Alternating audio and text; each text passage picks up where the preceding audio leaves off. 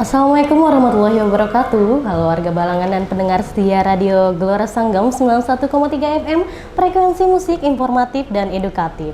Siang ini balik lagi di program Bekisah, beri edukasi informasi kesehatan bersama saya Hesti yang bakal menemani kalian ngobrol santai tapi penuh manfaat seputar dunia kesehatan. Nah Mitra Sanggam, di edisi kali ini kita bakal bahas topik yang penting banget dan sering kita dengar, yaitu mengenal lebih dekat sesak napas pada asma bronkial. Pasti banyak dari kita yang pernah mengalami atau punya keluarga dengan keluhan sesak nafas, batuk, alergi yang menyebabkan akhirnya terasa sesak. Nah hari ini kita bakal bahas bareng narasumber yang sudah kompeten di bidangnya. Beliau adalah Dr. Widya Rahmadanianti SPP, dokter spesialis paru di Rumah Sakit Datuk Kadang Haji. Sebelumnya saya akan sapa beliau. Saya perkenalkan dulu biodata beliau. Beliau adalah anak Banua nih, yang keren banget, lahir di Paringin tanggal 13 Maret 1992. Lulusan Fakultas Kedokteran Universitas Islam Indonesia Yogyakarta dan menyelesaikan pendidikan spesialis pulmonologi dan kedokteran respirasi di Universitas Lambung Mangkurat. Saat ini juga merupakan anggota PDPI Kalsel tahun 2024. Sebelum menjadi dokter spesialis, beliau sempat menjadi dokter umum di Puskesmas Paringin tahun 2017. Dan sekarang bertugas sebagai dokter spesialis paru di Rumah Sakit Datuk Kadang Haji. Masih muda sudah jadi dokter spesialis ya dok. Langsung saja kita sapa beliau yang cantik kali ini. Selamat siang, ada Dokter Widya, apa kabar? Ya, selamat siang Mbak Isti, Mbak atau kakak ini? Teteh. Teteh, oke baiklah Teteh. Selamat siang Teteh Isti, apa kabar juga? Baik, alhamdulillah senang bisa ketemu dokter hari ini. Sampai bertemu di sini kita ya. Oke dok, kita mungkin sambil ngalir aja. Oke. Di masyarakat kan masih banyak yang bingung nih dok, membedakan antara sesak napas biasa sama yang disebabkan oleh berbagai faktor ya dok, sesak itu gitu. Jadi mana sesak yang sesak biasa karena berbagai faktor sama sesak yang karena asma bronkial. Oke, jadi baru pembuka pertanyaan Teteh Isti ini sudah panjang ya. Jadi kita jawab untuk awal-awal dulu ya. Untuk yang pertama adalah secara definisi dulu untuk asma bronkial ini. Kalau asma bronkial itu adalah kondisi yang terjadi pada saluran pernafasan. Artinya dia ada peradangan kronis yang menyebabkan hipersensitif atau sensitifnya saluran pernafasan kita, sehingga menyebabkan saluran pernafasan itu menyempit. Nah, perlu diketahui juga bahwa kalau misalnya orang asma bronkial itu biasanya kebanyakannya karena keturunan. Nah, makanya biasanya bagaimana sih caranya membedakan ini dia asma bronkial atau memang dia sesaknya karena hal lain. Nah, itulah perlunya kita melakukan anamnesis atau cross check ulang dengan pasiennya terkait masalah kondisi tadi. Seperti misalnya kita menanyakan pasien ini apakah dia ada riwayat alergi sebelumnya, atau misalnya di keluarganya apakah dia ada keturunan asma atau tidak.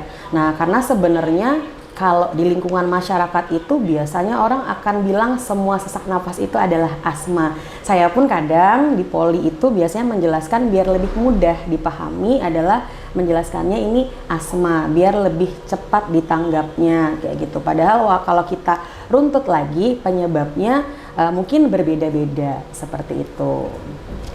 Oke dok.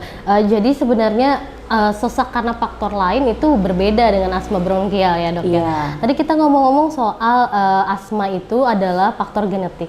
Iya betul. Kebetulan saya ini dok juga ada riwayat faktor genetik asma. Oke.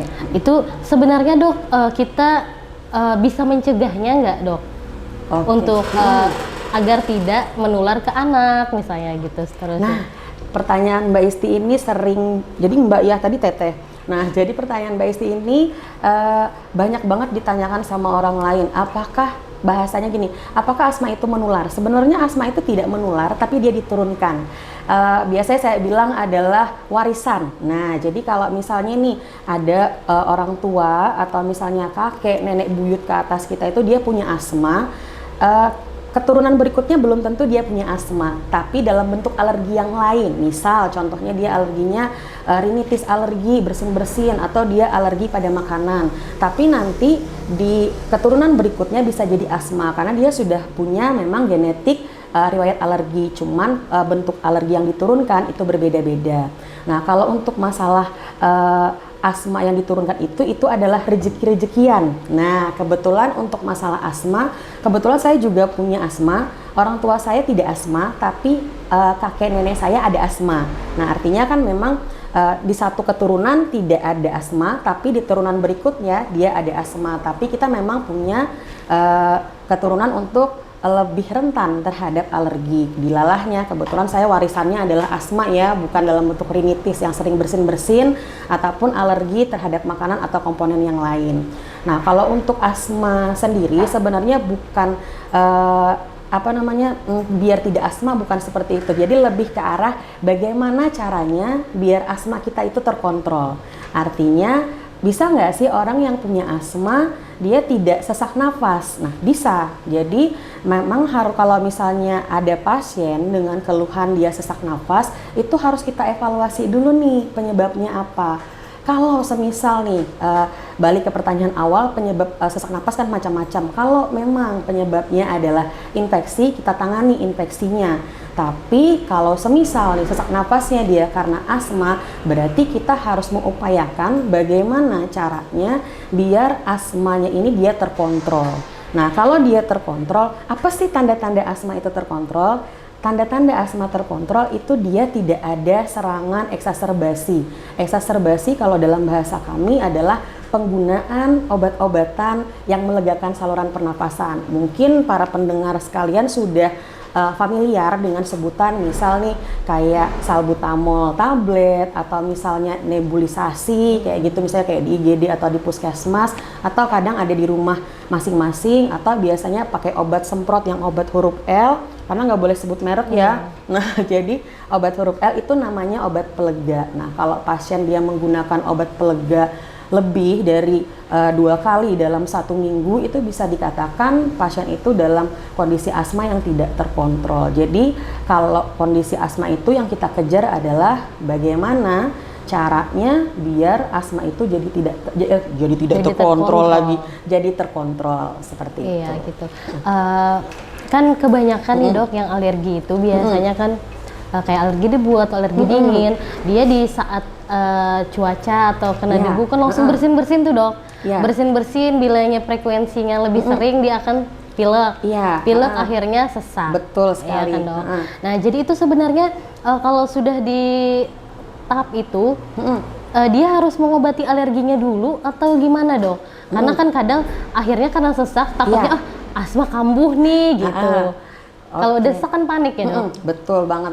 Nah, kalau kondisi sesak napas seperti itu biasanya kita akan lihat dulu trigger, kalau kita bilangnya trigger atau bahasa awamnya adalah penyebab asma itu muncul. Jadi penyebab asma itu muncul itu macam-macam sekali penyebabnya. Salah satunya yang paling sering adalah alergi seperti yang Mbak Isti sebutkan tadi, kayak misalnya dia bersin-bersin dan lain-lain. Nah, itu berarti si punya diri ini harus tahu dulu dia asmanya ini sering dipicunya karena apa? Karena alergi kah? Alerginya karena apa? Apakah dia alerginya karena debu? Debu atau cuaca itu berbeda ya. Kalau misalnya debu itu bisa dalam bentuk asap rokok, habis itu debu rumah yang ada tungau, atau misalnya kayak di rumah yang dindingnya ada hitam-hitam, biasa kan ada jamur, itu rentan banget untuk menimbulkan alergi pada saluran pernafasan. Kemudian kalau dia pada cuaca itu harus dilihat. Kalau cuaca itu dia ada yang cuaca dingin, ada yang cuaca panas, harus dilihat dia lebih ke arah mananya alerginya. Nah, kemudian pemicu asma yang berikutnya adalah aktivitas berlebih. Nah, aktivitas berlebih ini macam-macam sebenarnya. Contoh misalnya tertawa terbahak-bahak itu adalah aktivitas yang berlebih. Nah, jadi mungkin para pendengar sekalian mungkin pernah ada yang dia asma, tapi ketika dia tertawa terbahak-bahak, asmanya jadi kambuh. Nah, itu gara-gara sensitifnya saluran pernapasan akibat aktivitas yang berlebihan tadi. Atau misalnya bisa juga penyebabnya obesitas juga bisa menyebabkan asma itu kambuh. Kemudian selain kondisi tersebut bisa jadi dia karena infeksi. Nah, kalau infeksi itu kita harus menggunakan antibiotik untuk menghilangkan pemicu dari si asmanya tersebut. Kayak gitu. Ya, untuk sesak sendiri sama beda sama asma, dok, itu sebenarnya kita boleh mengkonsumsi obat beli sendiri kan ke apotek. sesak nih beli obat asma gitu. Itu sebenarnya boleh atau kita harus periksa dulu nih dok baru beli obat? Kalau untuk pembelian obat di luar, sebenarnya kan memang kayak seperti salbutamol dan teman-temannya ya, itu kan biasanya kadang bisa didapatkan secara bebas di luar. Cuman saya menghimbau nih sarannya untuk para pendengar sekalian, kalau misalnya menderita serangan sesak napas, sudah beli obat nih misalnya di luar, tapi tidak ada perbaikan, disarankan untuk periksakan ke dokter. Kenapa? Karena gini, kalau untuk pengobatan gangguan saluran pernafasan, sekarang itu sudah bergeser atau berpindah dengan pengobatan inhaler atau obat hisap. Karena tadi obat hisap itu dia partikel yang kita hisap itu dia langsung masuk ke dalam saluran pernapasan sehingga dia tidak mengganggu kinerja bagian organ-organ yang lain. Nah, kalau misalnya penggunaan obat minum itu kalau dikonsumsi dalam jangka waktu yang lama, itu resiko akan menurunkan sensitifnya saluran pernafasan. Makanya kadang ada beberapa pasien yang kami tangani sudah diuap nih berkali-kali, misalnya di IGD, tidak ada perbaikan sama sekali. Makanya perlunya penjelasan dari keluarga ataupun pasiennya bahwa sebelumnya pasiennya sudah menggunakan obat apa aja, karena itu akan berimbas ke penanganan kita selanjutnya. Nah, kalau dari kami biasanya disarankan, memang kalau disuruh lepas sama sekali ya, kalau masyarakat yang sudah sering konsumsi obat minum sangat sulit, tapi kita pelan-pelan. Jadi kombinasi antara dua sampai dia benar-benar bisa lepas dengan obat minum tersebut. Karena tadi resiko pasien datang dengan serangan berat atau sampai mengancam nyawa itu sangat tinggi ketika dia membeli obat tidak sesuai dengan aturan, seperti itu. Makin menarik nih dok pembahasan kita. Tapi sebelum kita membahas lebih lanjut dan lebih spesifik lagi nih dok tentang faktor resiko dan juga penyebab yang menyebabkan serangan asma itu muncul, kita break dulu sebentar. Buat pendengar setia Gelora Sanggam jangan kemana-mana karena kita bakal balik lagi setelah 2 single berikut ini.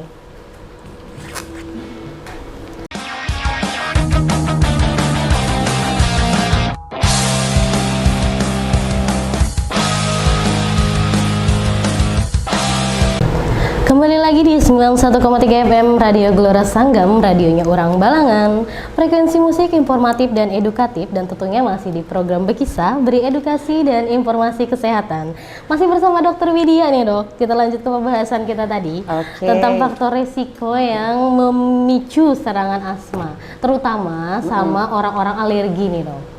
Oke, kalau misalnya tadi kan ada sebagian sudah kita jelaskan ya untuk yang faktor-faktor yang memicu serangan asma. Ya tadi balik lagi bahwa memang pasiennya atau yang punya asma memang harus tahu dulu nih triggernya apa yang bikin dia jadi asma. Nah, karena tadi kadang ada beberapa orang itu yang dia tidak mengetahui nih apa sih yang bikin dia serangan asma. Salah satunya misal nih, kadang namanya alergi itu macam-macam ya, bukan cuman hanya karena dia debu, bukan cuma karena cuaca, tapi misal karena makanan bisa, atau misalnya aktivitas. Nah, ada lagi kadang serangan asma nih, selain pemicunya karena alergi ya Mbak Isti, ada yang namanya serangan sesak napasnya itu dia dipicu oleh asam lambung. Nah, kami banyak sekali menemukan ada beberapa kondisi pasien itu yang dia datang dengan kondisi dia sesak nafasnya itu karena lambungnya. Nah, kayak gitu. Bunyi parunya memang kayak bunyi ngik-ngik kayak kucing terjepit, tapi ketika kita kasih bantuan melegakan saluran pernapasan tapi tidak ada perbaikan. Nah, ternyata ketika kita masukkan obat untuk menurunkan asam lambung atau menangani gangguan di lambungnya, keluhannya dia membaik. Nah, maka dari itu diharapkan pada pasien-pasien yang dia menderita asma itu tahu bahwa penyebab yang membuat dia serangan itu apa. Nah, karena kalau misalnya kita sudah tahu nih apa yang bikin asmanya kambuh, kita bisa mengantisipasi. Nah, mengantisipasi apa sih yang bikin asmanya kambuh. Nah, kalau nanti nih Mbak Isti, mungkin para pendengar sekalian pengen tahu nih misalnya yang sudah pakai obat inhaler atau obat yang penggunaan saluran pernapasan itu, mungkin ada yang pengen tahu saya ini udah terkontrol belum sih asmanya. Nanti boleh di searching nih, yang punya handphone boleh cari misalnya di Google, ada namanya kalau di bahasa Indonesianya adalah pelangi asma. Nah, kalau pakai pelangi asma itu kita bisa lihat ada namanya asma yang terkontrol penuh, terkontrol sebagian, sama yang dia tidak terkontrol. Nah, biasanya kalau di poli kadang sebagian pasien yang dia asmanya tidak terkontrol atau masih bingung nih Mbak menjelaskan, saya ini kenapa ya dok, saya ini kambuhnya karena apa. Nah, biasanya saya bilang coba nanti dalam 1 bulan terakhir sebelum kita kontrol, kita lihat dulu nih penyebab serangannya apa, sama sambil dicatat. Karena dalam pelangi asma itu ada beberapa pertanyaan. Salah satunya adalah karena dinilainya dalam 1 bulan ya, dalam 1 bulan itu adalah 4 minggu. Dari pertanyaannya itu salah satunya adalah dalam 1 minggu ada serangan asma 2 kali. Jadi harus dicatat nih, dalam misalnya sudah 3 minggu nggak ada serangan asma, tapi di minggu keempat misalnya ada serangan asma 2 kali. Nah, berarti itu centangnya 1 nih angkanya. Kalau misalnya nih dia terbangun malam hari karena sesak. Nah, ini yang perlu diketahui karena kadang pasien asma itu kenapa sih dia sering serangannya malam hari atau misalnya dini hari atau mau menjelang pagi, karena tadi biasanya orang asma itu saluran pernapasannya dia cenderung sensitif. Nah, kayak gitu biasanya karena cuaca bikin saluran pernapasannya dia menyempit. Nah, makanya ada pertanyaan di pelangi asma itu serangan malam terbangun malam hari karena sesak napas. Nah, kemudian penggunaan obat-obat pelega saluran pernafasan. Nah, obat pelega saluran pernafasan ini seperti yang tadi sudah pernah kita singgung sebelumnya, seperti ada salbutamol, kemudian ada beberapa merek yang lain ya yang sering dibeli di luar. Nah, itu biasanya kadang dipakai misalnya 2 kali dalam 1 minggu, atau misalnya pertanyaan yang keempat adalah mengganggu aktivitas. Ketika dari 4 pertanyaan itu skornya mencapai 2 lebih, nah itu artinya asmanya dia terkontrolnya sebagian. Nah, jadi memang diharapkannya adalah asmanya itu dia tidak ada centangan iya-nya. Nah, jadi biar dia terkontrol penuh. Nah, gitu. Nah, sedikit saya mau singgung nih Mbak Isti. Nah, soalnya kan ada masalah asma bronkial nih. Kadang ada juga yang namanya adalah asma bronkialnya itu dia karena pekerjaan.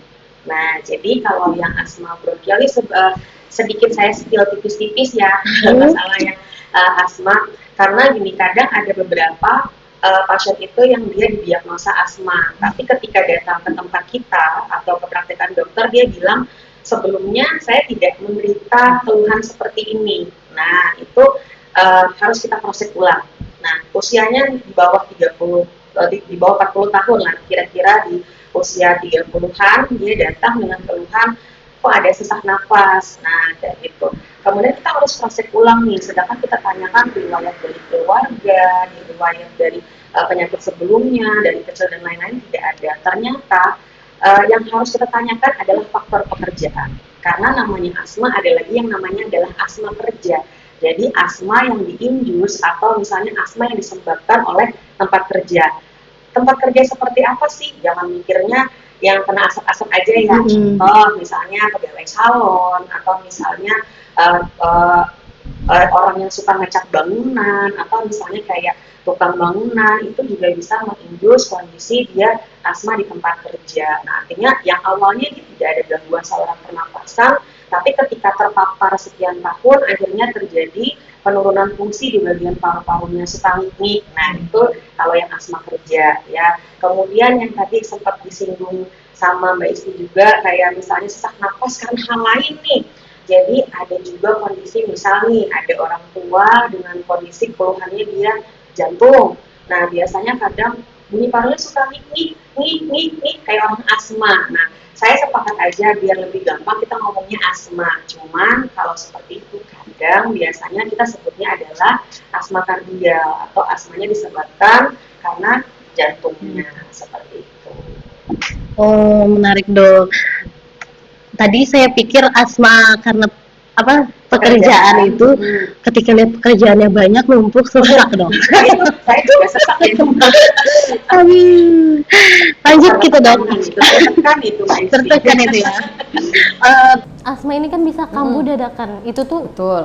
buat penderita yang asmanya terkontrol atau enggak, Dok? Yang tiba-tiba malam kambuh gitu.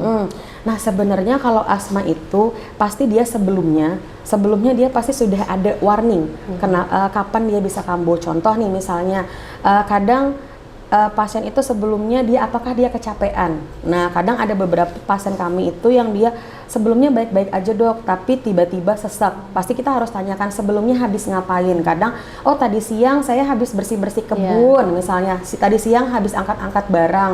Artinya kan memang dia prosesnya late onset, atau misalnya dia memang prosesnya agak lambat untuk menyempitkan saluran pernapasannya, akhirnya jadi seperti itu. Atau misalnya kadang pasien itu dia awalnya batuk pilek, tapi biasa aja nih batuk pilek, tapi karena tidak diobati, kan kalau tidak diobati dan jadi infeksi, dia lama-kelamaan tiba-tiba sesek banget nih karena akumulasi dari infeksi yang bikin dahak di saluran pernapasan, bikin menyempit saluran napasnya. Berarti asma itu kambuh karena ada faktor pemicunya. Iya betul, itu yang memang harus digali biar kita bisa tahu nih ini penyebabnya ke arah mana. Nah karena tadi Mbak Isti kadang ada pasien itu ya dia asma, ketika habis, karena ada pasien itu yang bertanya seperti ini, saya kok ini pas habis diuap kok nggak enak ya, biasanya saya habis diuap kok langsung enak. Nah itu yang harus kita jelaskan bahwa kali ini mungkin serangan asmanya dipicu karena proses infeksi, jadi bukan hanya alergi semata. Kalau cuman prosesnya karena dia alergi saja, mungkin dengan 1 atau 2 kali pelebaran saluran nafas dengan diuap atau dengan obat inhalernya akan perbaikan. Tapi ketika itu proses infeksi, mungkin misalnya dia dikasih obat paling bertahan 2-3 jam, balik sesak lagi. Nah, seperti itu. Terus kalau sudah muncul gejala sesak seperti ini dok, yang harus dilakukan pertama kali oleh pasien atau keluarga di rumah itu, tiba-tiba sesaknya malam nih dok, itu gimana dok? Apa harus langsung ke fasilitas kesehatan atau bisa ditangani dulu? Pertolongannya. Nah, jadi kalau misalnya nih ada kondisi sesak napas nih misalnya di rumah, biasanya pasien-pasien jatuh deh saya.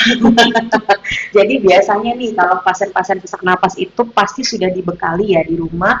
Jadi obat saluran pernapasan itu ada 2, satu ada pengontrol, satu ada pelega. Nah itu yang selalu saya jelaskan pada pasien-pasien saya di poli.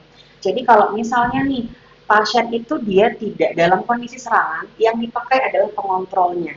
Kalau obat pengontrol itu harus dipakai 2 kali sehari, pagi dan malam. Ada juga yang dipakai 1 kali sehari, jadi tergantung jenis obat yang dipakai. Tujuan obat pengontrol ini dipakai agar tidak terjadi serangan. Nah ini tidak memandang dia lagi serangan atau tidak, lagi batuk atau enggak, tujuannya adalah pengontrol. Jadi memang harus rutin dipakai. Nah, kalau misalnya dapat obat pengontrol, pasti kami akan selalu sediakan namanya obat pelega. Kita bilangnya obat pelega. Obat pelega tadi itu seperti ya kayak salbutamol. Nah, habis itu kayak obat inhaler yang mungkin pemirsa semuanya itu sudah familiar dengan obat yang huruf L. Nah, kayak gitu. Cuman yang harus diwanti-wanti adalah ketika di rumah sudah menggunakan obat salbutamol misalnya saya sudah minum nih dok lebih dari 3 kali ini, tapi tidak ada perbaikan, itu harus hati-hati. Kenapa saya bilang harus hati-hati? Artinya Anda sudah memerlukan fasilitas kesehatan untuk menangani kondisinya. Atau bahkan kayak sebelumnya itu saya pernah dapat pasien itu dia menggunakan inhaler yang obat huruf L, itu dalam 1 hari sampai 10 kali semprot. Akhirnya ketika sampai ke fasilitas kesehatan, saluran pernapasannya tidak terlalu sensitif lagi. Nah, makanya ketika Anda sudah menggunakan obat pelega itu lebih dari 3 kali, paling banter maksimal banget, saya biasanya kasih masukan buat pasien itu 5 kali, tidak ada perbaikan, jangan nunggu nanti. Silakan datang ke fasilitas kesehatan. Nah, kayak gitu. Kalau misalnya dia tidak ada perbaikan di rumah, jangan ditahan di rumah. Nah, kayak gitu. Karena resiko untuk terjadi gagal napas atau penggunaan ventilator itu besar ketika saluran napasnya tidak sensitif lagi. Nah, sedangkan padahal kan kalau asma ya karena alergi ya harusnya idealnya bisa kita tangani dengan baik asal kita tahu kuncinya. Nah, seperti itu. Nah, buat mitra sanggam yang mungkin punya keluarga dengan riwayat asma, tadi penting banget ya dok untuk tahu langkah awal penanganannya.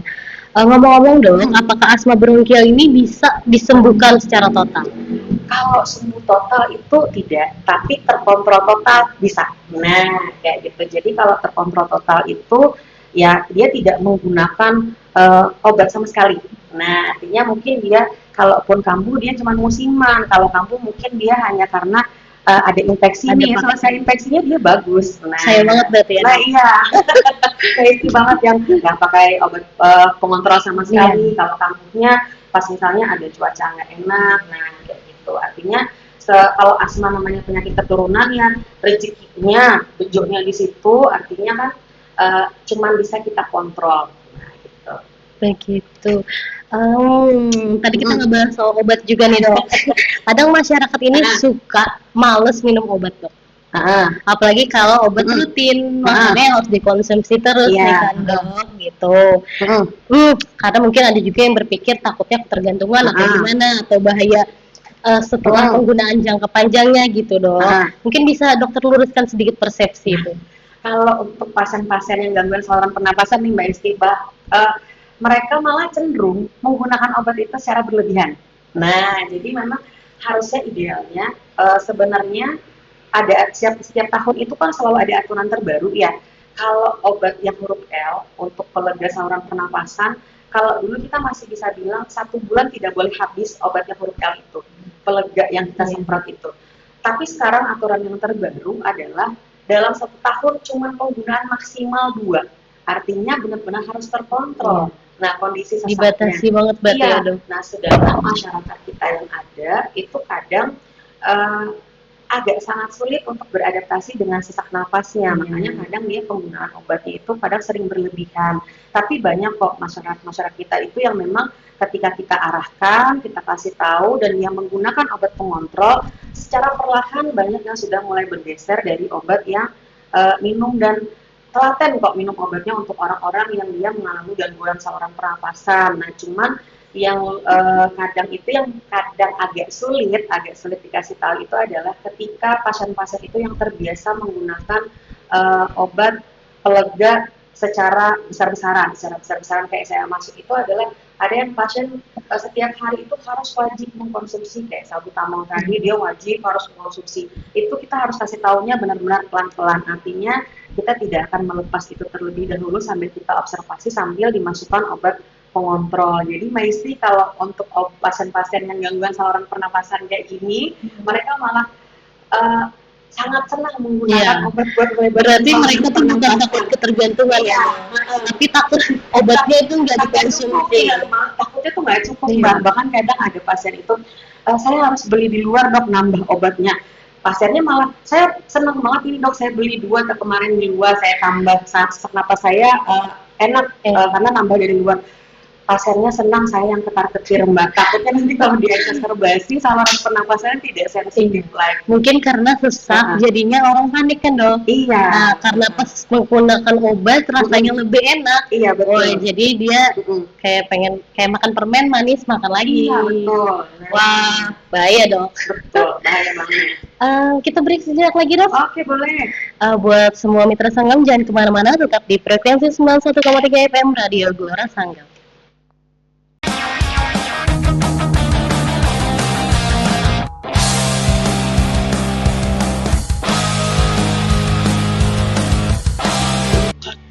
Kembali lagi di 91,3 FM Radio Gelora Sanggam, radionya orang Balangan, frekuensi musik informatif dan edukatif. Dan tentunya masih di program Bekisah, beri edukasi dan informasi kesehatan. Masih bersama dokter kita yang cantik, dokter spesialis paru di Rumah Sakit Dato' Kanang Haji, Dokter William. Sekarang kita ada di segmen akhir perbincangan kita kali ini, dok. Berasa ya, Mbak ya. Kita kembali lagi ke pertanyaan saya ini yang terakhir deh, dok. Oke. Nggak boleh ada. Jangan memancing pertanyaan lagi ya, dok. Oke. Asma bronkial itu bahaya nggak sih, dok? Kalau bahaya itu kalau misalnya tidak terkontrol. Selama dia terkontrol tidak masalah. Maksudnya terkontrol dengan obat pun tidak masalah ya. Artinya yang kayak saya bilang tadi ada pelangi asma, walaupun misalnya dia menggunakan obat pelega saluran pernapasan atau controller dalam 1 bulan, dia selalu menggunakan obat hisapnya, tapi dia tidak ada serangan asma, artinya kan dia terkontrol aman, tidak masalah. Nah, yang jadi bahaya adalah ketika serangan itu tidak terkontrol. Misal nih, dalam 1 bulan dia kambuhnya lebih dari 10 kali. Nah, dalam 1 bulan harus berapa kali masuk ke IGD, atau bahkan dalam 1 bulan ada beberapa kali harus rawat inap. Nah, itu adalah kondisi yang sangat bahaya untuk saluran pernapasannya, karena tadi ketika pasien itu mengalami serangan, ada resiko saluran pernapasan itu dia tidak bisa kembali ke posisi semula. Nah, biasanya kan idealnya saluran pernapasan karena asma ini ketika dia serangan akan menurunkan fungsi, tapi ketika dia sudah selesai serangan, fungsinya akan kembali seperti semula. Tapi kalau dia tidak ditangani dengan baik, sering serangan asma, sering sesak napas, nah itu akan membuat fungsi parunya menurun, sehingga makanya kadang ada beberapa pasien asma itu ketika sudah sering serangan kadang mengeluhkan, kok saya kalau jalan jauh capek ya dok, ngos-ngosan. Nah, pas waktu periksa jantung baik, kemudian lain-lain baik, ternyata memang di fungsi parunya dia ada penurunan. Nah, seperti itu. Jadi memang untuk para pendengar sekalian nih Mbak Isti, kalau bisa, kalau dia punya asma, ayo kita sama-sama deh bagaimana caranya biar asmanya itu bisa terkontrol, biar kualitas hidupnya bisa jadi lebih baik. Seperti itu. Mantap banget, kayaknya durasi 1 jam gak cukup buat kita berbincang. 3 jam baik. Oke Dok, sebelum kita tutup sesi kisah kita hari ini, boleh kasih tips singkat buat pendengar tentang bagaimana cara menjaga kesehatan paru-paru dan mencegah asmanya kambuh. Oke, kalau untuk tipsnya sebagian mungkin sudah ada saya spill tipis-tipis ya, tapi saya ulang sedikit nih. Jadi kalau untuk menjaga paru-paru kita, salah satunya adalah kalau bisa berolahraga. Nah, berolahraga tujuannya adalah untuk melebarkan saluran pernapasan nih, biar saluran pernapasannya bisa berkembang dengan maksimal. Yang kedua, kalau misalnya pasien kita itu dia punya asma, harus tahu nih asmanya dia disebabkannya karena apa, supaya kita bisa menghindari pemicunya. Nah, kayak gitu. Kalau misalnya ada juga misalnya pasien asma yang sering banget serangannya nih gara-gara dia infeksi, mungkin bisa disarankan untuk vaksin Mbak. Nah, jadi boleh vaksin influenza atau vaksin pneumonia untuk radang paru-paru, biar terhindar dari kondisi sering infeksi yang menyebabkan serangannya, seperti itu.